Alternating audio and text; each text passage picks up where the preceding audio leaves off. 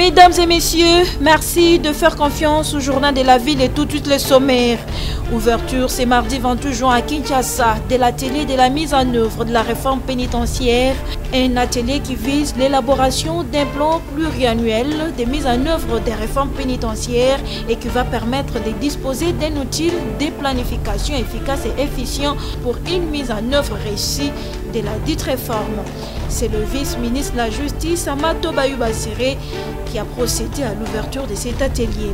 15 000 hectares de sites agricoles paysanat public d'Enkieme à Maluku en pleine spoliation. Les paysans de ces sites dénoncent et appellent l'État congolais à prendre ses responsabilités pour sauver les sites avant que les spoliateurs l'achèvent. C'est tout pour le sommaire, mesdames et messieurs, encore une fois bienvenue dans ce journal.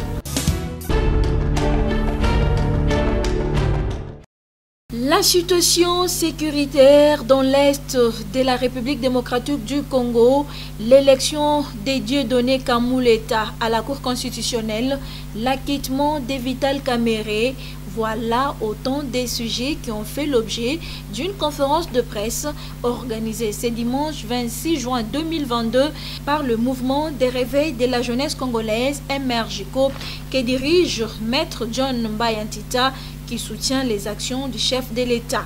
Le MRJCO qui se réjouit de la tenue du conclave des chefs d'État des communautés de l'Afrique de l'Est au Kenya, Nairobi, et sur la situation sécuritaire de la RDC dans sa partie Est, invite les chefs d'État de la communauté de l'Afrique de l'Est à déterminer clairement la taille de cette force régionale et la durée des opérations sur le terrain afin d'éviter l'inefficacité qui a connu avec la MONUSCO déployée en RD Congo il y a de cela 20 ans et disposant plus de 20 000 hommes, faisant de cette mission la plus grande et budgétivore de l'ONU à travers le monde. C'est pourquoi, pour éviter les conflits d'intérêts, les MRJCO demandent que les retraits progressifs casque bleu de la MONUSCO de la RDC soient accélérés afin que la force régionale africaine puisse prendre la relève. En attendant, les MRJCO exigent du Rwanda les retraits purs et simples de ces troupes qui occupent la localité congolaise de Bunagana. Cependant, le MRJCO encourage le chef de l'État, Félix Antoine Tshisekedi Tshilombo, pour avoir noté avec satisfaction les avancées significatives du processus politique de Nairobi avec les consultations menées par l'équipe mixte RDC-Kenya avec les groupes armés opérant dans l'Est pour déposer les armes et adhérer au programme de désarmement, de mobilisation, relèvement communautaire et stabilisation, PDDRCS en sigle, et souhaite que ces processus irréversibles puissent se poursuivre avec les acteurs engagés dans la voie pacifique. Et concernant la situation judiciaire, les MRJCO s'est dit inquiet et déçu de la manière dont la justice a été rendue dans le procès de 100 jours. Il rappelle les principes bibliques selon lesquels la justice élève une nation. Ce qui a été dit dans le cadre de détournement des fonds alloués à la construction des maisons préfabriquées en faveur des militaires et policiers et blanchissement des capitaux laisse plusieurs Congolais dubitatifs.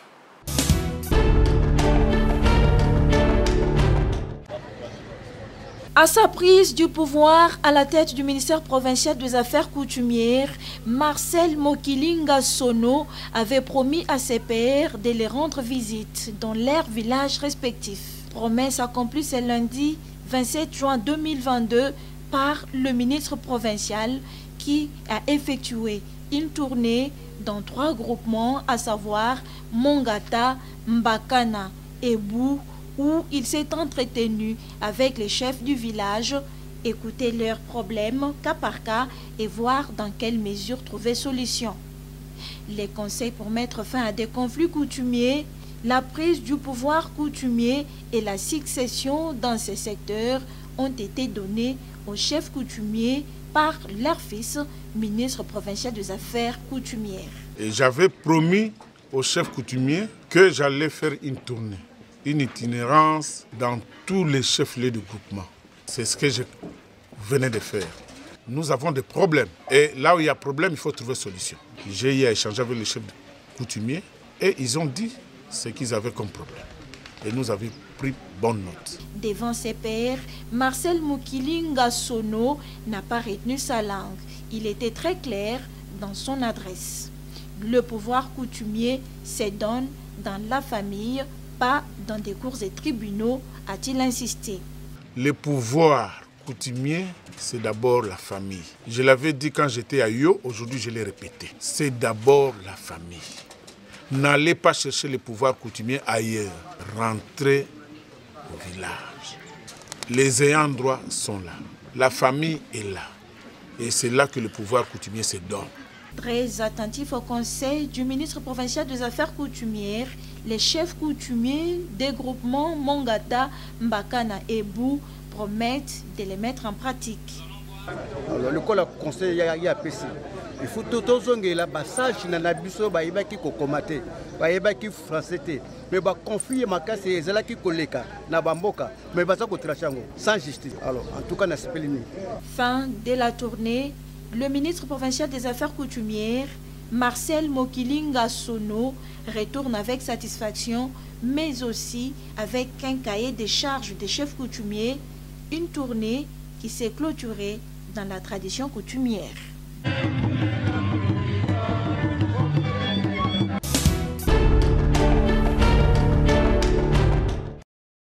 Nous sommes ici au site agricole paysanat public d'Inkémé dans la commune de Maluku, un site qui date depuis l'époque coloniale et en voie de disparition si l'on n'y prend pas garde. Ici, 15 000 étendues d'hectares que contiennent ces sites sont en pleine spoliation. Une vente qui s'effectue en complicité avec les chefs coutumiers et certaines autorités, déplorent les paysans du site Nkémé qui lancent un cri de détresse à l'État congolais à prendre ses responsabilités à main pour sauver ces sites très importants et qui nourrit la population. Nous avons adressé un message à son Excellence, Monsieur le Président Tshisekedi Tshilombo Fati Beton. Ayebisaki biso le peuple d'abord.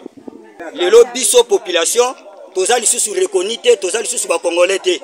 Tokomi ba étranger na kati ya concession ya l'État. Preuve à l'appui ba pano ya ba spoliateur ya ngwana. Ba client na bango ba otekela ba ferme. Bitumba o papa muyoki ambassadeur azana ngona mabele oyo, tangu bango ba teki boyi. Yake ya pekisi to atelemi balongoli pancadre yo pona ko pekisa ke boteka te mabela l'État.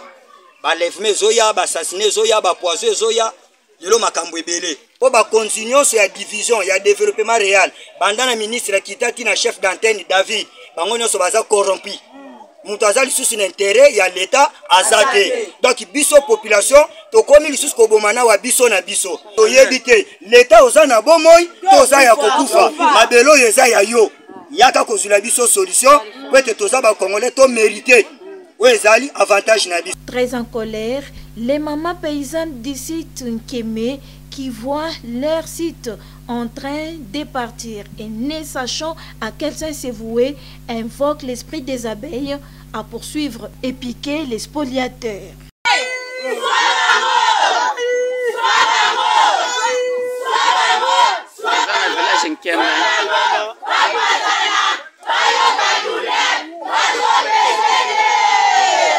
À en croire le paysan d'ici agricole paysanat public d'Inkémé, le peuple d'abord, tel que souhaité par le chef de l'État.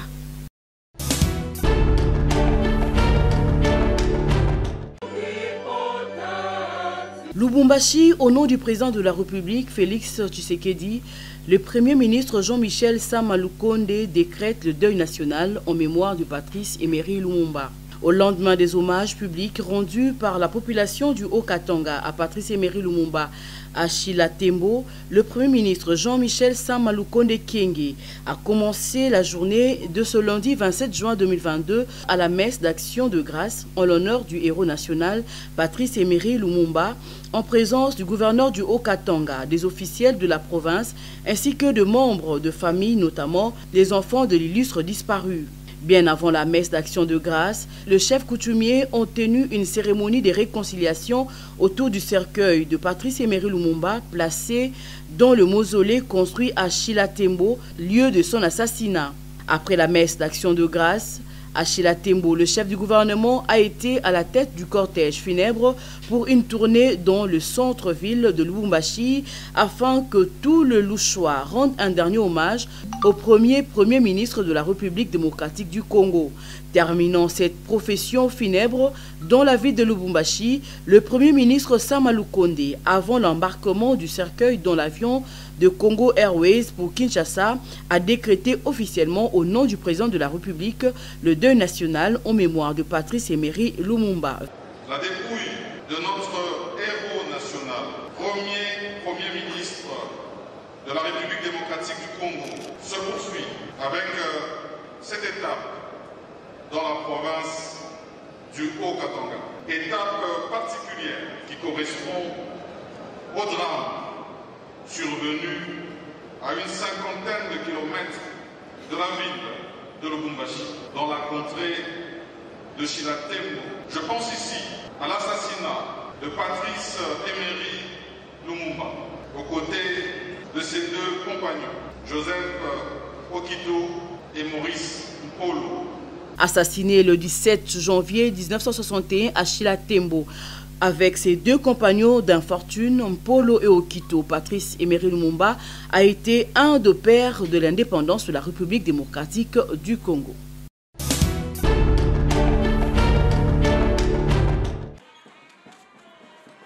Une marche de soutien aux forces armées de la République démocratique du Congo, de la police nationale congolaise et les autres services de sécurité organisée ce lundi 27 juin 2022 par le syndicat interministériel de la réforme de l'administration publique et interprofessionnelle SIRAP représentant les agents publics de l'État.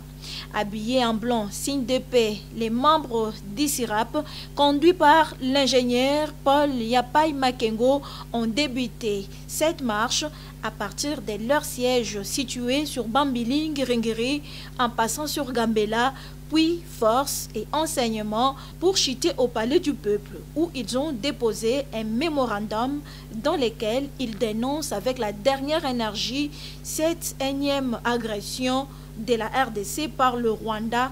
Dénonçons ce jour l'agression du Rwanda par les biais de ses bons élèves M23, Codeco, ADF, FPR, FPRI, qui se caractérisent par le banditisme et la cupidité occasionnée, ainsi le dépeuplement de nos villages. Demandons à tous les agents publics et la population de la RDC en particulier d'être vigilants, prudents et résistants à toute manipulation politicienne ainsi qu'à toute tentative de balkanisation de la RDC par cette agression imposée injustement par les Rwandais.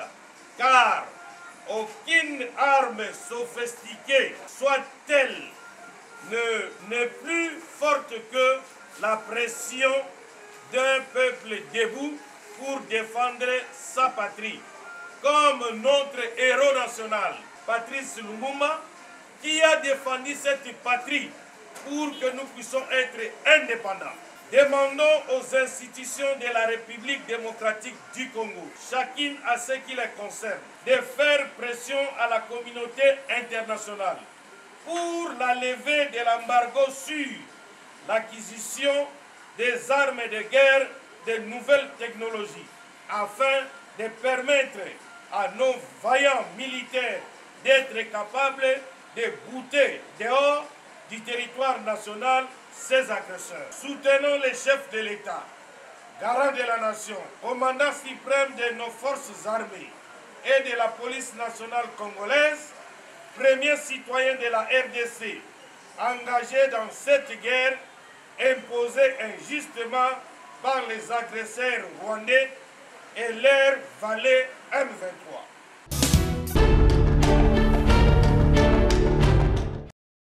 Après un moment de silence, les Banagombe, en retour de force. Ils ont ce dimanche 26 juin 2022 organisé une marche des santé pour non seulement leur physique, mais aussi renforcer leurs liens de fraternité. Une marche qui a eu pour point de départ le rond-point Sosimat sur le boulevard du 30 juin en passant par l'hôtel Rotanan, direction Fleuve Congo Hôtel, boulevard Tiachi. Ensuite, la direction du Palais de la Nation, Banque Centrale du Congo, pour chuter de nouveau sur le boulevard du 30 juin où cette marche s'est poursuivie jusqu'à la gare centrale et c'est avant d'aller chuter au restaurant Poulet Chaud. Plusieurs natifs de la Gombe ont pris part à cette marche et se réjouissent de voir l'association Banagombe reprendre ses activités. Nous faisons la même chose et tout ça et nous préparons d'organiser une manifestation conjointe avec Banagombe. L'association est apparemment Eutchobotama. Biso Fraternité Quinoise, ça fait plus de 12 ans qu'on existe. On a besoin d'encadrement, orientation. Batala qui expérience na biso ya Fraternité Quinoise associé biso na sorti na bango organisation ya makapo na bango. Nous pensons que réellement au travers de cet événement, le slogan que nous avons lancé Totonga Gombe va réellement vivre. Nous allons rassembler tous les 10 quartiers de Gombe. Parmi les marcheurs, le ministre des Commerces extérieurs, Jean-Lucien Mboussa, malgré ses multiples occupations, a signé sa présence. Mes frères et sœurs de la Gombe, et je pense que ce n'est qu'un début en fait. Je pense qu'on ne va pas se limiter à des marches, aller au-delà des marches pour s'occuper des programmes d'hygiène par exemple et d'autres programmes qui concernent la commune de la Gombe. Je pense qu'on ne va pas s'arrêter non plus à la commune de la Gombe, mais c'est aussi une idée de penser ensemble, de se retrouver ensemble et d'agir ensemble. L'ASBL Banagombe, toujours en avant, un motif de satisfaction pour la trésorière Cathy Hilo. Objectif est atteint. Comme j'avais dit, on va redémarrer la Gombe et c'est redémarrer. Ambiance, te retrouver même Bayer, il y a très longtemps. Donc Banagombe, il y a 30 ans, 20 ans, 25 ans, se retrouver ensemble. Et ça, une joie immense. Cette marche de l'ASBL Banagombe a connu la présence active de Gabriel Chabani, notable de la Gombe.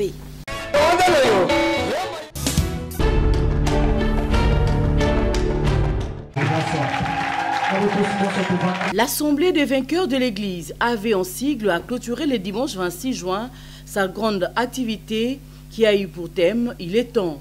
Pendant une semaine pleine, les fidèles ont bénéficié des enseignements des éminents serviteurs de Dieu venus de plusieurs horizons, dont le pasteur Béni Béa, venu de Lubumbashi, qui a clôturé avec sa prêche, tirée du livre de Jean chapitre 2, où Marie demandait un miracle à Jésus qui disait qu'il n'était pas encore temps. Or, Marie avait compris qu'on pouvait saisir le temps par la foi et obtenir le miracle. J'ai montré en Jean chapitre 2 que Marie demande à Jésus de faire le miracle de vin alors que le temps n'était pas favorable.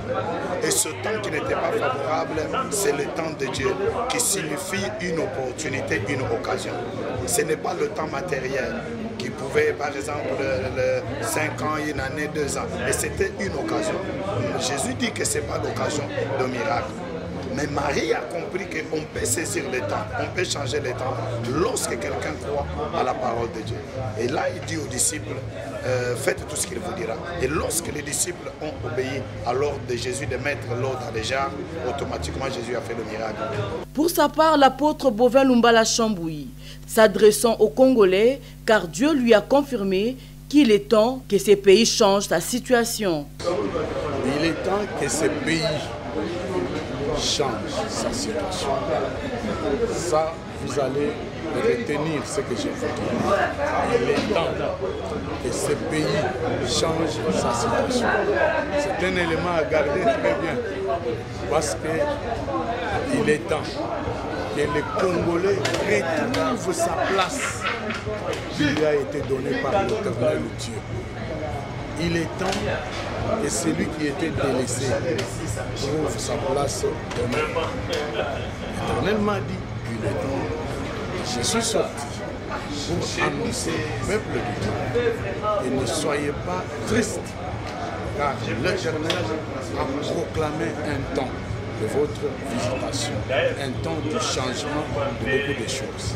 Le frère Michel Bakenda était de la partie pour clore cette grande activité de prière par de belles mélodies et le peuple de Dieu est sorti très béni.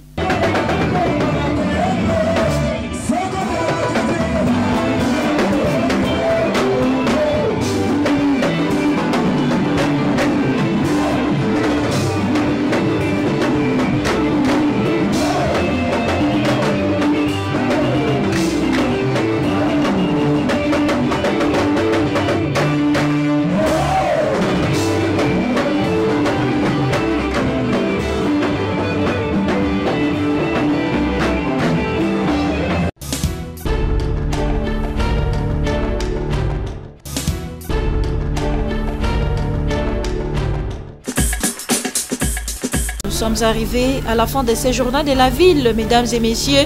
Merci de l'avoir suivi. Le prochain rendez-vous est fixé pour ce mercredi avec le même plaisir.